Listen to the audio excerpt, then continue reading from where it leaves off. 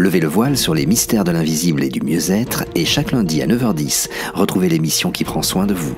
Toutes les informations sur www.sionparlait.com. Et Lorraine, bonjour. Bonjour Marc. Si on parlait aujourd'hui de la sonothérapie, qu'est-ce que c'est exactement, Lorraine ? La sonothérapie, c'est une méthode en fait qui consiste à utiliser des sons à des fins thérapeutiques. Alors on va pouvoir utiliser des instruments comme les bols tibétains, les bols de cristal, mais aussi la voix d'ailleurs, pour apporter un bien-être, une harmonie, un équilibre. Ça va bien avec la radio, c'est ça, Lorraine ? Exactement. Alors comment la sonothérapie peut-elle nous aider concrètement ? Alors le principe, c'est que tout est vibration. Et oui. Chaque partie de notre corps a d'ailleurs sa propre vibration qu'on appelle naturelle. Et quand l'ensemble des différentes parties de notre corps est en harmonie, ça permet d'être dans un état d'équilibre et de bonne santé. Quand il y a un déséquilibre qui arrive et que la vibration d'une partie de notre corps n'est plus justement à sa vibration naturelle, elle devient disharmonieuse et c'est à ce moment-là qu'il y a des troubles qui peuvent s'installer.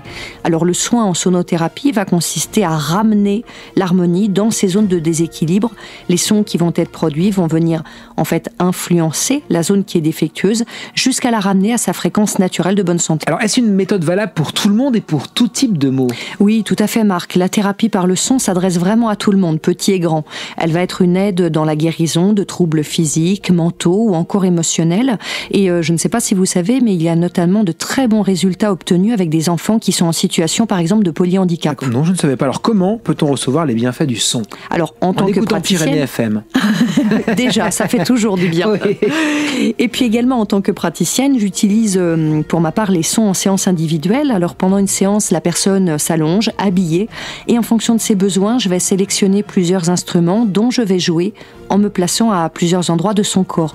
Donc je vais utiliser des bols tibétains, des cloches, des tambours océans, des bâtons de pluie, ma voix également. Mais vous savez qu'il y a également la possibilité de recevoir les bienfaits du son en collectif. C'est-à-dire en collectif, Lorraine ? Eh bien oui, en collectif, c'est possible Marc. Alors rassurez-vous, je n'ai pas plusieurs tables de massage côte à côte, mais je fais ce qu'on appelle des bains de son, c'est-à-dire ce sont des soirées au cours desquelles je réunis de petits groupes de personnes et durant lesquelles je joue pour le groupe. Et chacun va profiter des pouvoirs du son en posant une intention qui lui est propre. Alors, on utilise le son depuis bien longtemps pour ses vertus thérapeutiques. Oui, tout à fait. Depuis la nuit des temps, les guérisseurs, les maîtres spirituels utilisent le son, soit pour des rituels de purification et également pour des soins de guérison. De nos jours, d'ailleurs, la médecine allopathique utilise le son déjà, par exemple pour réaliser des échographies ou pour dissoudre des calculs rénaux grâce aux ultrasons. Vous savez, au début du XXe siècle, il y a le médium américain Edgar Cayce qui disait que les sons seraient la médecine de demain.